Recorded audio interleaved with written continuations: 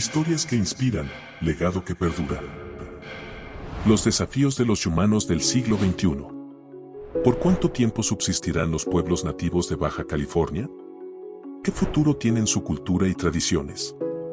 ¿Serán capaces los pueblos humanos de conservar su legado? ¿Cuáles serían las acciones más urgentes que estas comunidades requieren para lograr esos objetivos? ¿Son los pueblos nativos de la península baja californiana un patrimonio? ¿Cómo deberíamos considerarlos? Hoy les compartimos estas y otras consideraciones sobre el tema en charla con Josué Beltrán Cortés, historiador e investigador especializado en temas de etnicidad, historia y patrimonio cultural.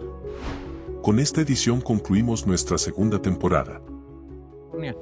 Y bueno, voy a empezar por lo que comentabas de la resignificación. Justamente estamos en un momento en donde todo está cambiando de significado, que eso es lo que significa puntualmente resignificación. Y esto es gracias a que, bueno, los ismos están quedando atrás, por no decir que están cayendo, porque estamos en un estadio del conocimiento que la academia y especialmente la adscrita a las humanidades y a las ciencias sociales denomina como posmodernidad. Como sabemos, eso llamado posmodernidad es inaugurado a partir de las épocas de cambio, del ascenso de la burguesía, del capitalismo, especialmente las revoluciones industriales, antes de las revoluciones industriales, la Revolución Francesa. Y eso llamado modernidad implica que las nuevas naciones, no necesariamente los reinos o los imperios, sino las nuevas naciones desprendidas de ellos o todavía los reinos como Inglaterra, por ejemplo, la misma España, que a pesar de ser reinos ya se asumían como naciones, tuvieron que forzar la construcción del llamado nacionalismo, ¿no? Todos aquellos rasgos significativos que le dieran, pues, significado, valga la aparente redundancia, al ser inglés, al ser francés, al ser español y eventualmente incluso al ser mexicano. Dice la antropología, Clyde Kluckhohn, que el nacionalismo es la síntesis de la cultura, es decir, se dieron a la tarea de construir un discurso un tanto artificial, y digo un tanto porque pues en realidad agarraron lo mejor de todo lo que pudieron agarrar en su momento para construir esos discursos. Pues bien, hoy eso ya ha sido superado. Esos moldes han sido rotos o empiezan a ser rotos, pero como no sabemos cómo llamarle a lo que está sucediendo, particularmente después de la Segunda Guerra Mundial y a nuestros días, cuando la sociedad se desencanta de las naciones porque se dieron cuenta que pues es una falacia. ¿Cómo creer, por ejemplo, después de los excesos de la Segunda Guerra Mundial, que lo que estaba haciendo Hitler era correcto y adecuado? ¿Cómo creer que lo que pretende hacer, por ejemplo, en pleno siglo XXI, en pleno 2025, cómo creer que lo que está haciendo Donald Trump, eso es lo que hay que hacer para defender eso llamado nación?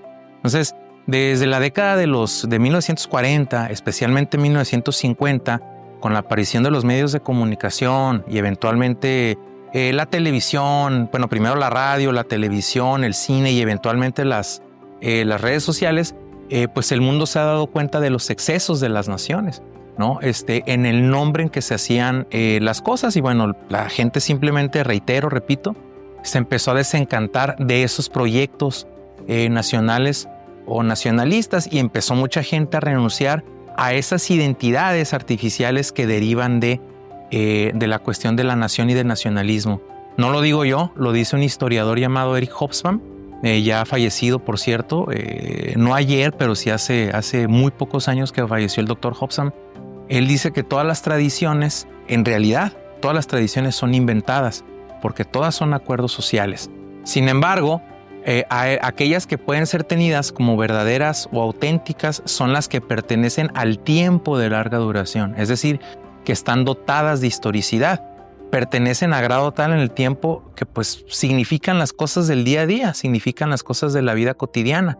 Simplemente son, ahí están, con cambios sutiles o con cambios necesarios a lo largo del tiempo, de su tiempo, también acordados por la propia comunidad. No estoy hablando de la sociedad, no estoy hablando de la nación, sino de la comunidad a quienes les pertenecen ese conjunto de rasgos exitosos gracias a la reproducción social en el tiempo, que incluso pueden ser calificados o cualificados como cultura. ¿Qué quiero decir con todo esto? Aquello que necesita ser repetido de forma constante es una mentira, ¿no? Eso es lo que dice Hobsbawm, que es lo artificial, y con eso también entramos al terreno que ya estaba tocando de la cuestión de la nación, los nacionalismos y la forma artificial en que todo esto ha sido construido, pues desde la época de la Revolución Francesa, finales del siglo XVIII y todavía hasta la Segunda Guerra Mundial. ¿Por qué estoy comentando todo esto, Enrique? Porque es muy común que digamos nuestro patrimonio, o lo que tú comentabas ahorita en la pregunta, ¿no? Los pueblos nativos como nuestro patrimonio no son una cosa que nos pertenezcan. Ni a ti, ni a mí, ni a eso llamado Estado mexicano, ¿no? El patrimonio es de la comunidad que lo ha construido por sus propios acuerdos al interior de la misma y por decisiones propias, y eso es justamente lo que representa el proceso de resignificación actual. No solamente de nuestro régimen actual, si me permites la expresión, no es únicamente un asunto del López Obradorismo, no es únicamente un asunto de la doctora Sheinbaum o de eso llamado 4T, en realidad es algo que ha estado sucediendo en el mundo a partir de que empieza a descolonizarse. Lo comento porque yo pienso que no es que haya sido un error, porque así eran las cosas antes, ¿no? A propósito de este proceso que más o menos traté de dibujar antes de decir lo que acabo de decir, no es que haya sido un error, pero como en la época del auge de la modernidad, incluyendo en México, aunque la modernidad mexicana es un tanto tardía, ¿no? Empieza con Porfirio Díaz, se ve interrumpida por la Revolución Mexicana y es resignificada y reorientada a partir de los años 30, pues esta cruzada de mexicanidad y de alfabetización que encabeza José Vasconcelos, principalmente él.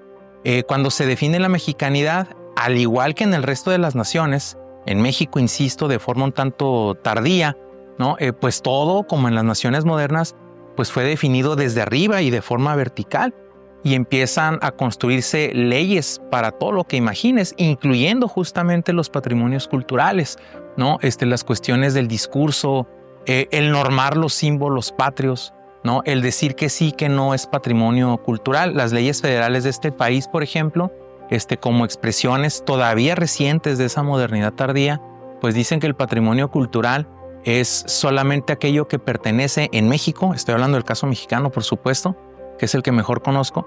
En México el patrimonio cultural es aquel que pertenece a la época prehispánica, ¿no? Es decir, antes de la llegada, la conquista, la ocupación, la colonización, de eso llamado España o de eso llamado español, en lo que actualmente entendemos o todavía denominamos como México, y todo lo novohispano o todo lo perteneciente a la colonia, dice la ley, si no me equivoco, todo lo novohispano perteneciente a la colonia y todo lo perteneciente a lo mexicano a partir de la independencia, 1821, y hasta la Revolución Mexicana.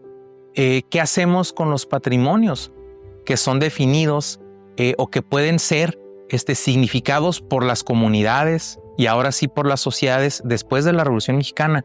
¿Qué hacemos, por ejemplo, con todo lo construido en Baja California, ¿no? A partir de la década de 1920, a partir de 1930, que es cuando en realidad las ciudades empiezan a crecer, empiezan a definirse, los grandes edificios que antes pensábamos que en realidad eso era el patrimonio, porque ese es otro problema.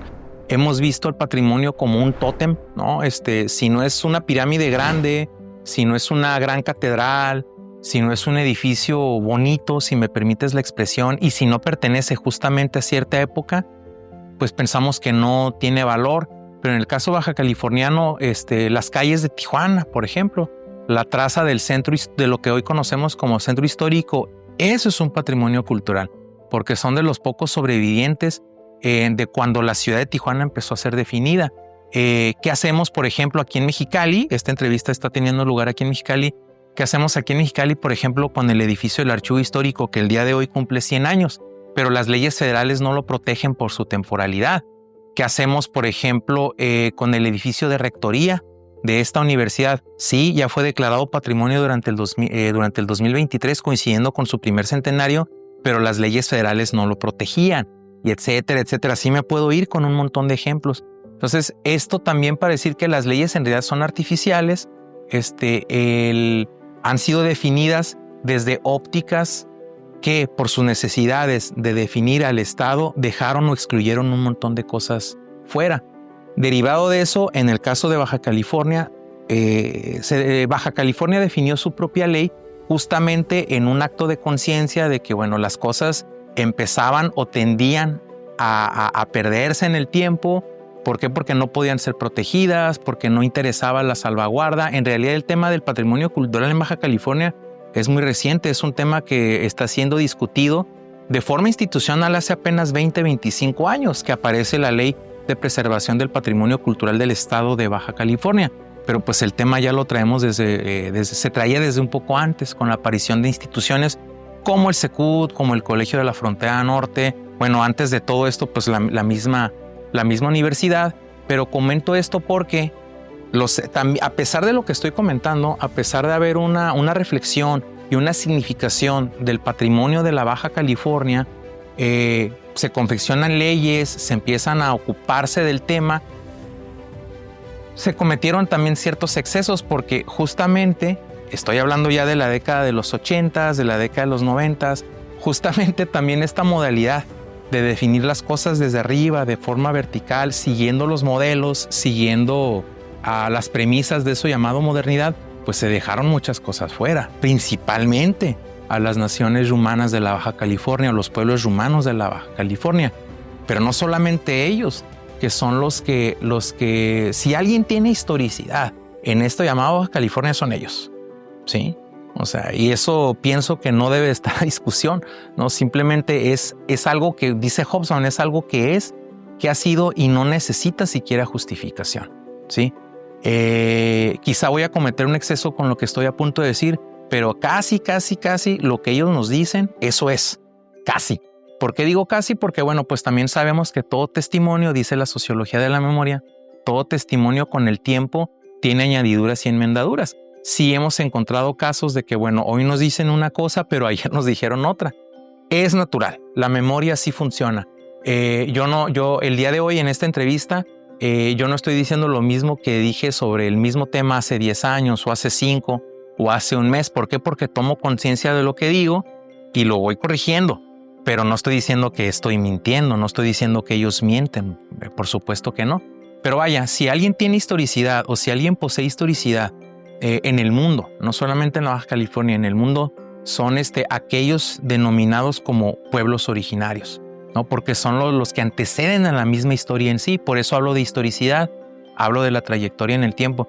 Todo esto quedó excluido, ¿no? Pero no solamente ellos, sino las sociedades tradicionales que además de ellos pueden ser tenidas como tenedoras de patrimonio, como tenedoras de rasgos patrimoniales, como tenedoras o como exponentes de lo que desde Hobsbawm a mí me gusta denominar como lo tradicional, auténtico e incluso quizá verdadero, en el entendido de lo que ya comentamos, de que pues todo es una invención a lo largo del tiempo, más que invención, acuerdos, ¿no?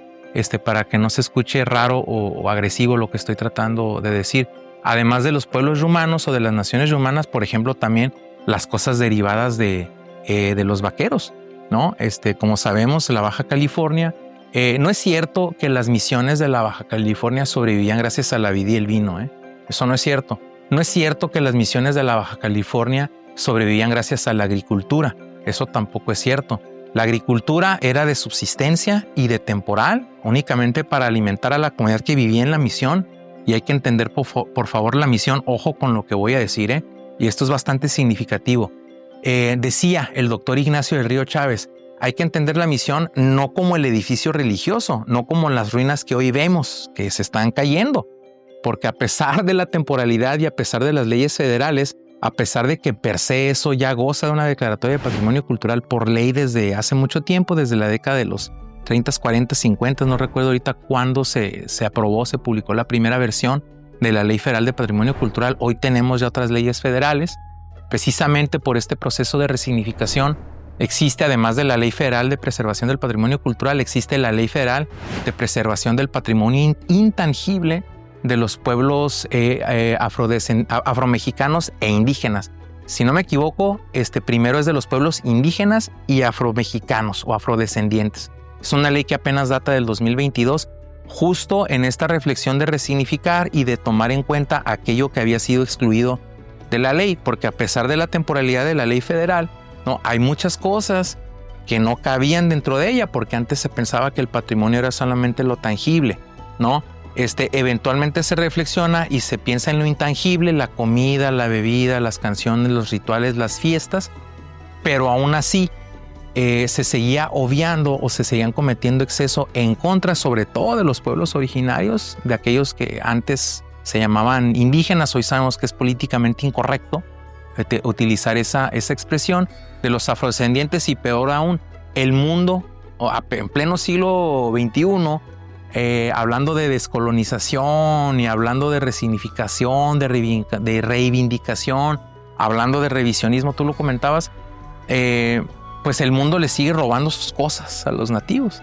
Y empezamos a encontrar, o la autoridad de este país empezó a encontrar, que pues de pronto, no sé, nómbrame una marca de alta costura o de alta moda, ¿no? Empezaron a robarse los diseños, la estética de los pueblos originarios, pues para vender y para diseñar algo de altísima gama, ¿no?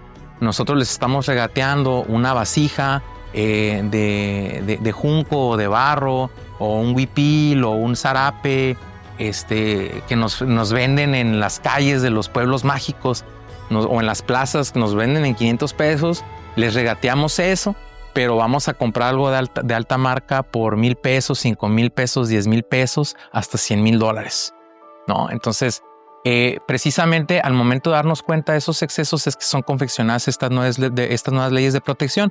Pero regreso a la Baja California para no perderme mucho. En la Baja California, en la década de los 80s, la década de los 90s, que se empiezan a tomar conciencia de las cosas propias de nuestro patrimonio, pues una vez más se deja fuera a los pueblos originarios.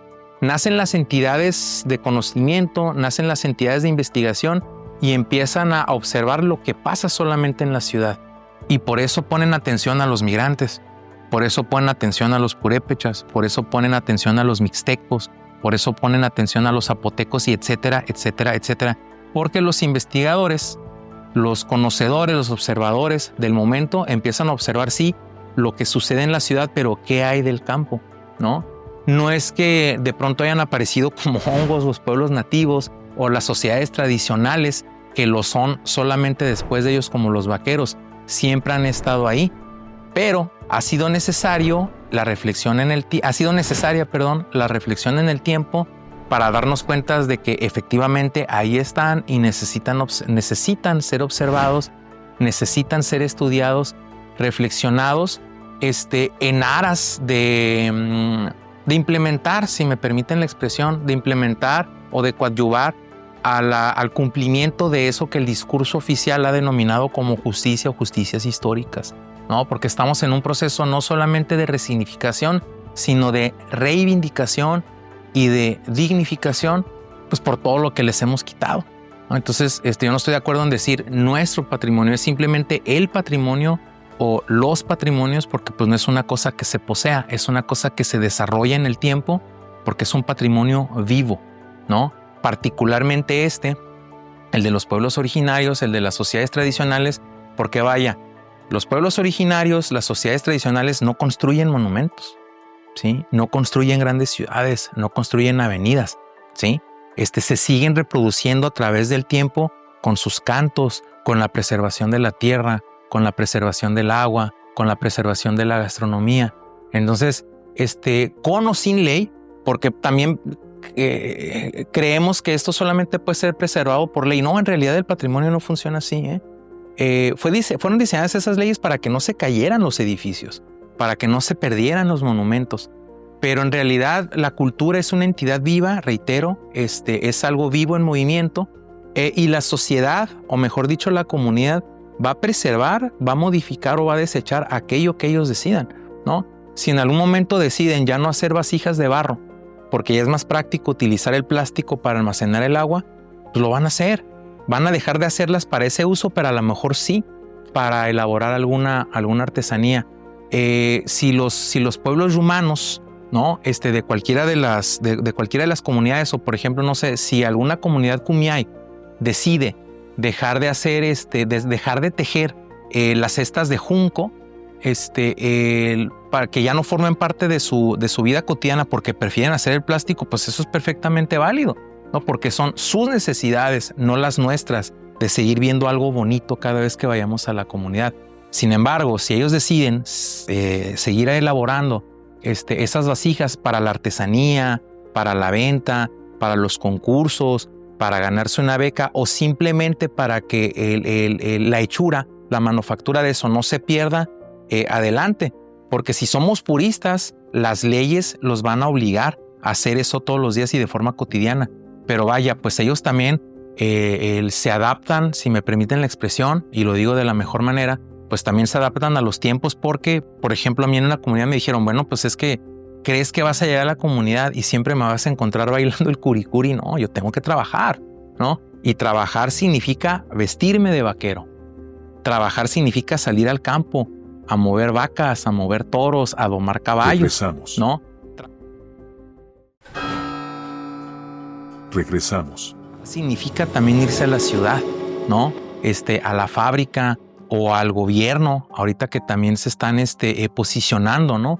Al interior de los gobiernos y además están declarando que no son mestizos, sino que son, en este caso, pues rumanos, o son cumiais, o son cucapas, o son quilihuas, o son pai o coal o cochimis, ¿no? Aunque bueno, derivado de esto, derivado de la autodescripción, pues también estamos atestiguando robo de identidad, usurpación de identidad, que eso está penado por ley, porque existen las leyes y la usurpación de funciones, ¿no?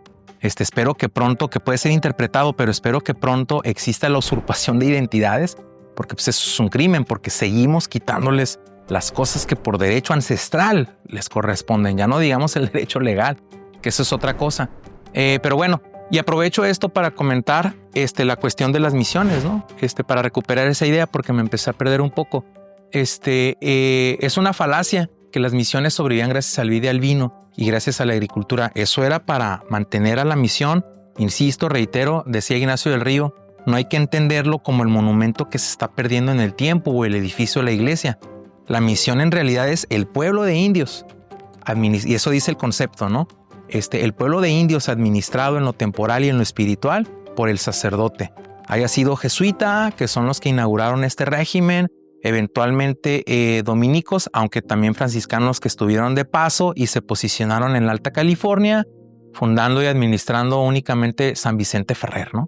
A la entrada del desierto central peninsular, si me permiten decirlo de esa manera. ¿Cómo sobrevivían o en realidad de qué vivían esos pueblos de indios administrados en lo temporal y en lo espiritual por los sacerdotes? En realidad vivían de la ganadería. Aquí en la Baja California, la ganadería extensiva, al igual que en el resto o al igual que en los nortes de México, dice la Escuela de Antropología del Colegio de San Luis, en San Luis Potosí, al igual que el resto de los nortes de México, pues por el clima, por la geografía, por el paisaje, introdujeron la ganadería extensiva, ¿no? Y no solamente los soldados que custodiaban la misión se convirtieron en vaqueros antes de ser rancheros, porque la tierra se las repartieron ya después, durante el siglo XIX, durante la secularización de las misiones. También los nativos, al ver una oportunidad, ¿no?, de vida y de sustento, además de la caza, la pesca y la recolección, incluso también para romper, para bien o para mal, con los ciclos de seminomadismo, ¿sí?, al interior de esas regiones que los misioneros dijeron rancherías, que eventualmente se convirtieron en ranchos, también se convirtieron en ganaderos, también se convirtieron en en vaqueros y eventualmente incluso en rancheros. Es decir, los nativos, los pueblos rumanos, también se convirtieron en vaqueros por decisión o quizá incluso por necesidad, y no solamente los que decidieron vivir en la misión, sino también esos llamados cimarrones, es decir, aquellos, es un concepto académico, ¿no?, aquellos que no aceptaron la autoridad misional y decidieron vivir fuera del régimen de la misión, pero pues adaptaron y adoptaron lo que decidieron y creyeron necesario, pues también para sobrevivir o para vivir conforme a los nuevos tiempos. Y esto además suma a lo que estaba comentando, que en realidad la cultura pues es viva, ¿no? Si condenamos la cultura, o el patrimonio cultural en este caso, si lo condenamos a ser medido, a ser definido a rajatabla por la ley, o por lo que la autoridad cree que debe ser, o lo que nosotros, ¿no?, gente con conocimiento especializado, o sea, los llamados académicos, Si lo seguimos definiendo como nosotros pensamos que debe ser, vamos a condenarlo a la petrificación y pues todo monumento termina por desmoronarse en el tiempo. Tenemos que permitir que sigan el curso de su propia historicidad, el curso de su propio devenir en el tiempo. Comento todo esto porque recupero la idea del patrimonio en Baja California, ¿no? Hasta apenas hace 5 o 10 años, si me lo permites, no es tampoco de ahorita, empezó a reflexionarse en todo esto, ¿no? Sin embargo, sí fue ahorita, y aquí entro en el terreno de lo que también me pedías que comentara. Pues sí, hasta recientemente me tocó ser director de Patrimonio Cultural en la Secretaría de Cultura del Estado de Baja California y antes de eso subsecretario de Patrimonio y Difusión Cultural. Y precisamente ante estas exigencias, dichas en el mejor sentido de la palabra, por el cambio de timón en este país, por el cambio de pensamiento, incluso si me lo permites, por el cambio de ideología, sí, orientado a la izquierda, sí, con muchos tintes de justicia social, pero también con el afán de recuperar y de poner en primer lugar a las comunidades, ¿no? Empezando por la de los pueblos nativos, siguiendo con lo de las sociedades o las comunidades tradicionales que lo son solamente después de ellos, como en Baja California los vaqueros, ¿no? Reitero, dijimos, bueno, o sea, pues todo el mundo está representado en el Consejo Estatal de Patrimonio Cultural, todo el mundo está representado ante la ley, menos ellos. ¿Sí? Revisa las declaratorias de patrimonio cultural a partir del año de 1995 y son puros edificios, son puros monumentos, son puros espacios públicos dentro de la ciudad, ¿sí? Que las cosas del campo, las cosas de la ruralidad, las cosas tradicionales no deben ser tomadas en cuenta. La ley de patrimonio cultural, si la memoria no me falla, tiene cerca de 10 conceptos de patrimonio cultural, ¿no? Pero son 10 conceptos para lo tangible, para las zonas de conservación, los espacios, sí, los paisajes, los edificios, los monumentos, las estructuras, etcétera, y solamente uno, el de valor cultural, que puede englobar todo lo demás, es decir, lo tradicional, los cantos, la danza, la comida, las artesanías, etcétera, etcétera, las cosas que incluso, insisto, significan la vida cotidiana de ellos. Pero peor aún, todo el mundo estaba representado en la mesa de patrimonio cultural, menos los pueblos originarios. ¿Sí? Está sobreocupada la Mesa de Patrimonio Cultural o el Consejo Estatal de Patrimonio Cultural de Baja California. Está sobreocupada, sobrerepresentada con colegios de ingenieros, de arquitectos que ni siquiera se presentan a las sesiones de patrimonio. Las autoridades estatales y municipales que pues mandan al asistente del asistente del asistente, es decir, no le dan la importancia que tiene, pero eso sí, en cuanto se empiezan a perder las cosas y que la sociedad empieza a protestar por ello, pues de inmediato entran para ver qué pueden hacer, qué pueden rescatar, ya que es un tanto tarde, por no decir que demasiado tarde. Bueno, en esta administración surgió la propuesta, primero por parte del INPI, primero de que fuera un representante de todos los pueblos o de las naciones yumanas de Baja California, pero de inmediato en la mesa se corrigió y dijeron, no debe de haber un representante, no, debe de haber uno por cada comunidad de ser posible, ya no digamos de cada pueblo, de cada nación, uno por cada comunidad. Se aprobó en una sesión solemne en Ensenada, en la casa del general Abelardo L. Rodríguez, hoy ya declarada Patrimonio Cultural, bajo la ley del Estado de Baja California, por supuesto. Se decidió que pues tuviera representación cada comunidad, porque, y perdón que lo diga de esta forma, según los cánones de la modernidad, los tachamos a ellos de ignorantes. No, nosotros somos los ignorantes porque no somos capaces más allá de lo que nuestro conocimiento limitado nos permite ver, porque en estos tiempos de posmodernidad ya volvimos a aceptar, volvimos a reconocer que el conocimiento tiene, para que sea completo, debe tener 2 dimensiones, ¿no? O 2 dimensiones o 2 espectros. El científico, que es aquello que nosotros decíamos, ¿sabes qué? Eso es sinónimo de civilización y por ende es sinónimo de verdad. No, la ciencia también miente. Las matemáticas también mienten. La historia, la antropología, la sociología, la química, eso también miente. Y también es utilizado a conveniencia de aquel que está enarbolando el discurso, porque al final del día la ciencia también es eso, un discurso, ¿no? Entonces, hay que tomar en cuenta la dimensión o el espectro científico del conocimiento, pero también la dimensión o el espectro mítico del conocimiento, y lo mítico va de la mano de lo tradicional, ¿no? Así como puedo resolver mi dolor de cabeza con una aspirina, pues también puedo resolver mi dolor de cabeza el disfrutando del aroma de la salvia, por ejemplo, ¿no? Entonces, eso ya es aceptado. Cuando en una época se decía, no, eso es salvaje, eso es primitivo, eso es de ignorantes. No, espérate. O sea, no es así, ¿no? Es más, es incluso más natural, ¿no? Va más de acuerdo con lo que el ser humano nunca debió de haber perdido. Entonces, en la mesa del patrimonio cultural no estaban representados y sabes que tenemos que invitarlos sí o sí, al menos con voz, ¿no? Porque desde el 2023 se ha estado anunciando, digo estamos porque se me olvida que ya no estoy ahí, ¿no? Se ha estado anunciando que la ley va a cambiar y la ley va a cambiar y no termina por ser modificada para darles el voto, ¿no? Pero fueron incluidos al menos con voz para que ellos nos digan qué es lo que ellos consideran su patrimonio, no nuestro patrimonio, ¿no? Que sí necesita el reconocimiento de la ley para ser protegido y para invertir para invertir a favor de su preservación, para darles presupuesto, para darles recursos, para oficializarlo, pues sí.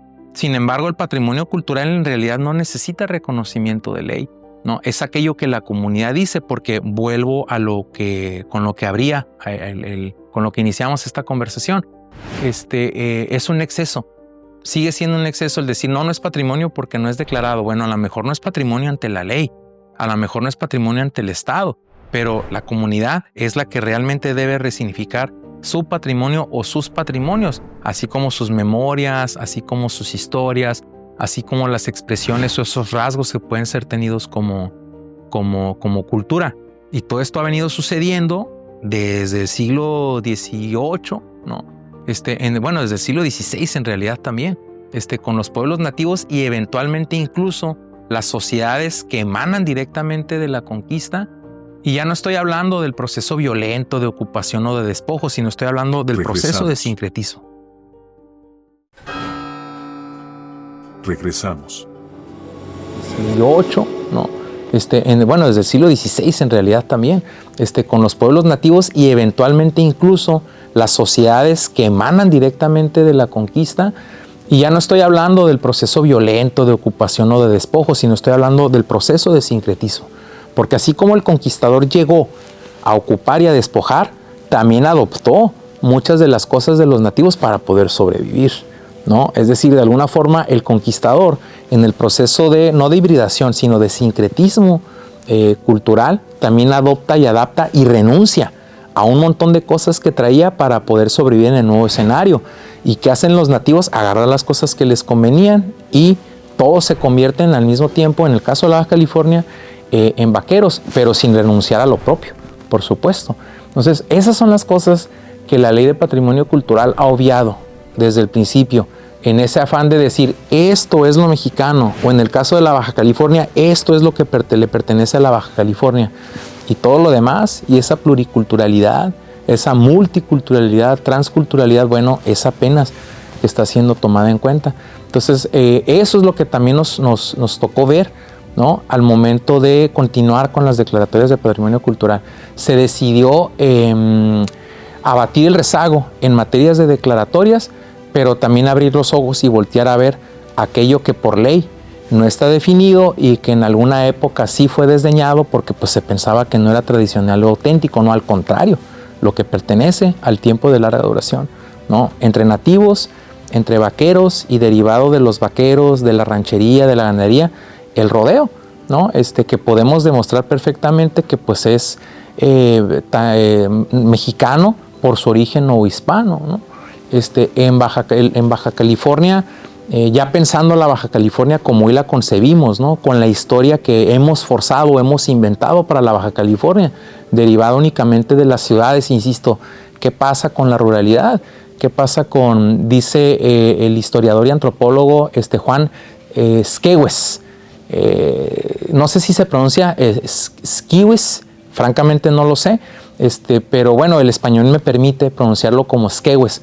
Juan Skewes dice que hay de esa gente sin tiempo, es decir, que no concibe la historia, la memoria como nosotros desde la dimensión científica del conocimiento, que acaso solamente aquellos con capacidad de escribir o de publicar algún texto poseen historia, poseen memoria, no, ellos también, solo que la codifican y la mantienen de otra manera, ¿no? Entonces, comentábamos antes de esta conversación, Tijuana, ¿no? Pensando en la ciudad más grande de Baja California, en la urbe, ¿no? Más compleja de Baja California, el municipio más poblado de todo México, ¿qué significa? Que un croquis de 1825, 1829, ¿no? En lo que el croquis define, haya una leyenda que diga rodeo antiguo, 1825, 1829, ¿no? Cuando los antecedentes de la llegada de la ganadería a Baja California remontan a 1697, con la fundación de la primera misión en Baja California Sur, Nuestra Señora de Loreto de Conchó, y hacia hasta el norte, ¿no? En la Baja California, en el desierto central peninsular, Santa Gertrudis, Santa María, San Francisco de Borja, y todas hasta alcanzar la misión de San Miguel, las dos, ¿no? San Miguel en el poblado de la Misión y San Miguel el Nuevo en el poblado que hoy conocemos como el Descanso, entre Ensenada y Rosarito, y de ahí al norte, bueno, San Diego hasta seguir hasta San Francisco, ya las misiones franciscanas. Pero ¿qué significa que en 1825, 1829 se esté hablando del rodeo antiguo, ¿no? En un croquis para definir las cosas del rancho de Tijuana, ya en plena época de secularización de las misiones, en plena época del reparto de las tierras, ¿no? Significa muchas cosas y muy complejas. ¿Quiénes son los que están reconociendo eso como rancho? ¿Quiénes son los que están reconociendo eso como rodeo? ¿Y qué hay alrededor de ello, ¿no? Porque, insisto, reitero, pues no solamente los blancos o los mestizos son vaqueros, también los nativos se convirtieron en vaqueros, si quieres por necesidad, pero lo hicieron.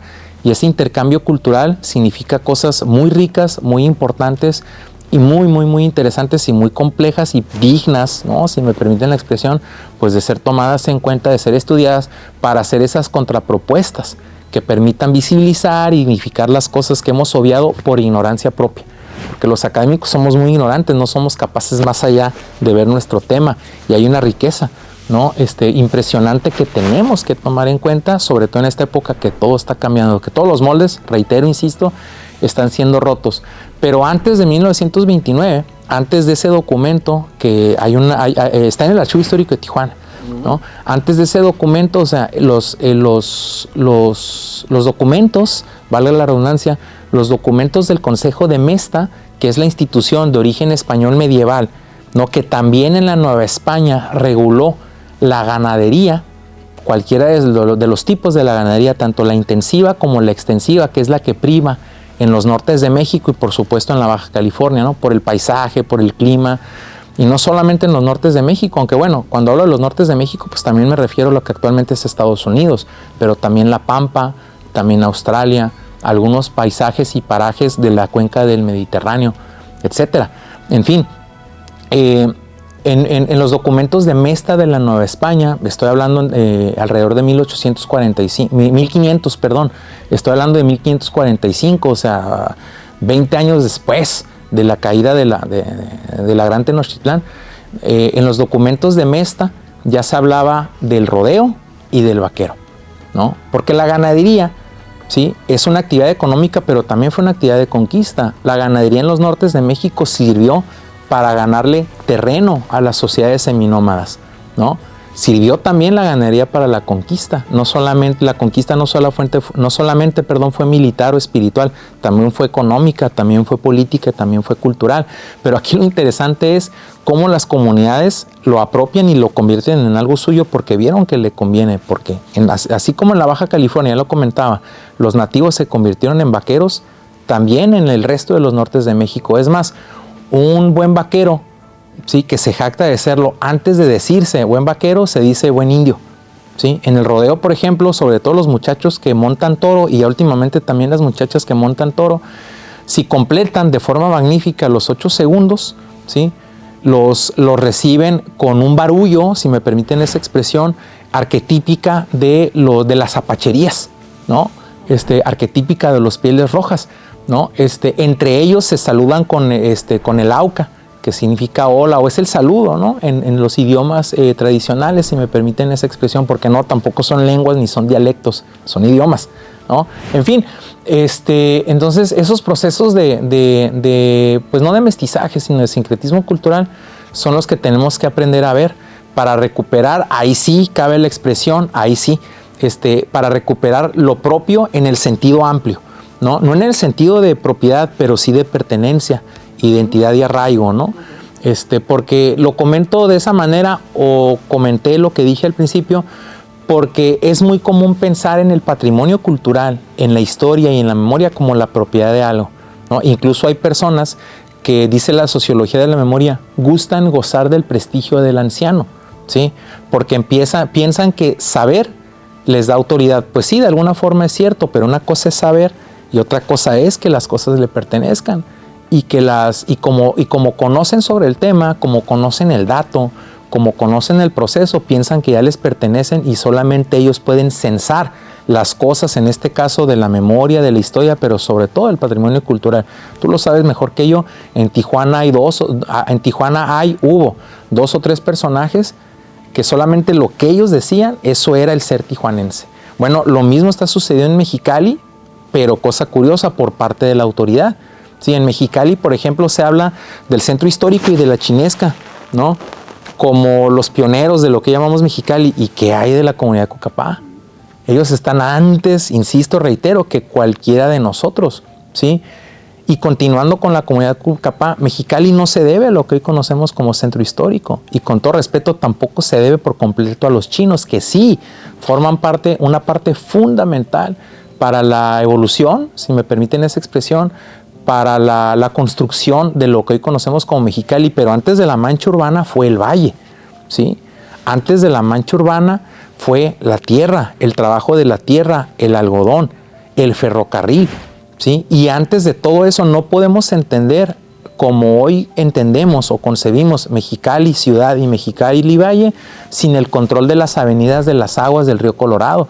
Para eso fue fundamental, ¿no? Lo que hoy conocemos como el poblado con puertas y la tecnología de la compuerta Sharp, y ahí se está perdiendo. Eso es lo que se debe conservar, pensando el patrimonio de forma tradicional, pero se decidió desde la verticalidad del Estado conservar primero la Chinesca, conservar primero el centro histórico, cuando todo eso que antecede al mismo Mexicali, si no me equivoco, el año oficial de su fundación es 1903, marzo de 1903. Eso antecede, es un año previo, en 1902 se controla por primera vez las avenidas del río Colorado a través de la compuerta Sharp. Pero antes de que se controlaran las avenidas del río Colorado, gracias a la tecnología moderna, los Cucapás ya lo hacían ahí en la comunidad, ¿no? En lo que hoy conocemos como el río Hardy. Ellos ya sabían manejar el agua, ellos ya sabían manejar los recursos hídricos, los recursos pesqueros. Por algo su nombre se supone que significa gente o pueblo del río o del agua en todo caso, ¿no? Porque no hay que hablar, en este caso no hay que hablar de traducciones, sino de interpretaciones, ¿no? Porque desde el español queremos también definir lo que ellos están diciendo en su idioma. Bueno, son únicamente aproximaciones, son únicamente interpretaciones, no necesariamente son traducciones o en todo caso adaptaciones, ¿no? Pero bueno, esa discusión quizá obedece a otro campo y a materia un poquito más especializada. ¿Qué deberíamos decirles a los Cucapá? Pues mira, sin afán de sonar reiterativo o repetitivo, mejor dicho, pues simplemente decir que hemos sido muy, muy injustos con sus cosas, con sus elementos definitorios o definitivos de su cultura. Por ejemplo, la criminalización de la pesca de la totoaba, ¿sí? La pesca indiscriminada de la totoaba, que la puso al borde del peligro, al borde de la extinción, pues la cometimos nosotros, los mestizos y los blancos, no ellos. Cuando ellos de forma ancestral viven o sobreviven, gracias, entre otras cosas, pero principalmente a la pesca de la totoaba, ¿sí? Así como en buena medida, los varones de las sociedades tradicionales en cuyos rasgos culturales predominó la cacería, así como la cacería es un ritual para convertirse en hombre, principalmente en hombre, entre ellos la pesca de la totoaba, ¿no? Y hoy hay gente, hombres Cucapás, también mujeres, presos por salir al delta del Colorado a pescar totoaba, ¿no? Para expresar o para seguir manteniendo, preservar, sus rasgos tradicionales, sus formas ancestrales de vida, sus significados ancestrales de lo que es ser Cucapá. Entonces, hoy por hoy hay personas que están tratando de revertir los efectos de esas regulaciones que no son culpa de ellos, son culpa de nosotros, porque nosotros decidimos pescar indiscriminadamente la totoaba por un montón de cosas, ¿no? Que porque el buche pulverizado es afrodisíaco y quién sabe cuántas cosas que sobre todo creen allá en el Asia, ¿no? Es más, también ciertos aspectos y ciertos espectros de la comunidad china, ¿no? Son los que han pescado indiscriminadamente la totoaba. Y ahí también está infiltrado, por supuesto, tiene presencia en narcotráfico. Entonces, los menos culpables en esta historia de criminalización son los Cucapás, pero sobre ellos nos hemos ido. A ellos es a los que señalamos. ¿Por qué? Y lo digo con todo respeto, pero sin echar mentiras, pues porque son el rival más débil, ¿no? ¿Cuál es la población actual de los Cucapá? Sí, pues mira, siendo honesto contigo, lo ignoro. No te sabría yo dar un número exacto de cuántos Cucapás hay. Ahora, vamos también a ponernos un poco puristas. Y sí es con el afán de mover conciencias, de alarmar gente. Si la cultura, si las definiciones de cultura las siguiéramos a pies juntillas por todo lo que ya estamos conservando, ¿no? La antropología también dice que la cultura se estructura a través del lenguaje. Eso quiere decir, ¿no? Si el rasgo evidente, representativo, mejor conservado de las comunidades, y lo sabemos, es el idioma, pues solamente vamos a considerar Cucapás, o Quiliguas, o Cumiáis, o Cochimís, o Coal, solamente a los hablantes, y los podemos contar con una o quizá con los dedos de dos manos y nada más, ¿sí? Pero ¿qué hay de los mestizos? ¿No? Porque pues también hay hijos, ¿no? De Cucapás que pues a lo mejor ya no son puros, si me permiten esa expresión. Los tenemos que discriminar. O sea, sería reducir la población drásticamente y seguir diciendo que están al borde de la extinción, ¿sí? Entonces, dicho lo anterior, si somos puristas, son quizás 5 o 10 Cucapás únicamente, ¿no? Únicamente. Pero tampoco llegan a los 500, ¿eh? ¿Cómo hacer que la cultura yumana perdure? Muchas cosas. Son muchas cosas, pero las primeras dos, ¿por qué? la preservación y la devolución de las tierras para que sean administradas directamente por ellos, para garantizar bajo sus normas, sus usos y costumbres y sus propias leyes comunitarias el manejo, la preservación de los recursos naturales. No podemos no podemos disociar a las comunidades sin su espacio y sin las cosas de su paisaje, ¿no? Definidas por supuesto por el clima. Hoy por hoy hay comunidades que saben que están durmiendo sobre oro y no lo quieren vender. ¿Por qué? Porque saben lo que eso significa, el despojo y eventualmente el desplazamiento, el éxodo y por supuesto el olvido. De por sí ya habían declarado que están extintos, y me refiero a los Cochimís, sí, por mencionar un ejemplo, ¿no? O por ejemplo, hacia el valle de Guadalupe, los alrededores, el saqueo indiscriminado de arena, por ejemplo, ¿no? Eso está permitiendo que mueran los arroyos, mueran los ríos, y si mueren los arroyos, mueren los ríos, se echa a perder la tierra, se echa a perder el junco, que les permite a ellos elaborar esa artesanía ancestral, ¿no?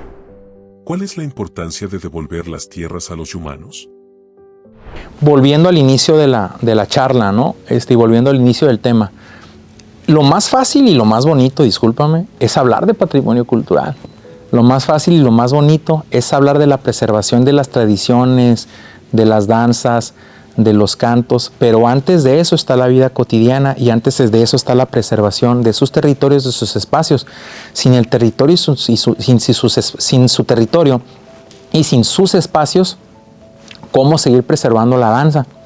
Los elementos de su gastronomía, de su artesanía, de sus usos y de sus costumbres, ¿no? Entonces, más urgente que la preservación del patrimonio cultural, más urgente que la preservación de la historia, es la preservación de la memoria, la cual está íntimamente ligada a la comunidad, y la comunidad es gracias a su espacio, la comunidad es gracias a su entorno, ¿no? Porque, y lo dice el determinismo geográfico, aunque esto es muy peligroso, porque ha despertado expresiones y realidades racistas, ¿no?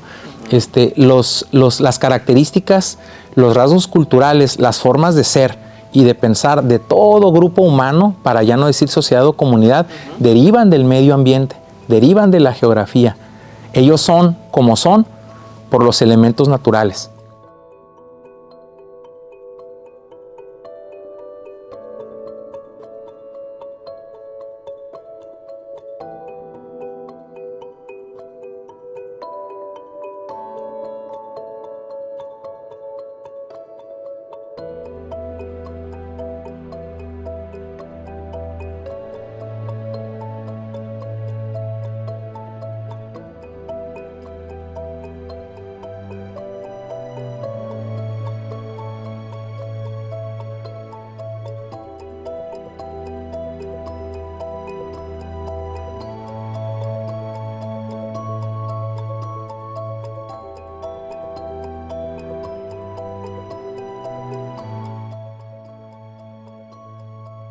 No te pierdas el siguiente capítulo, resumen de la segunda temporada de Cronos.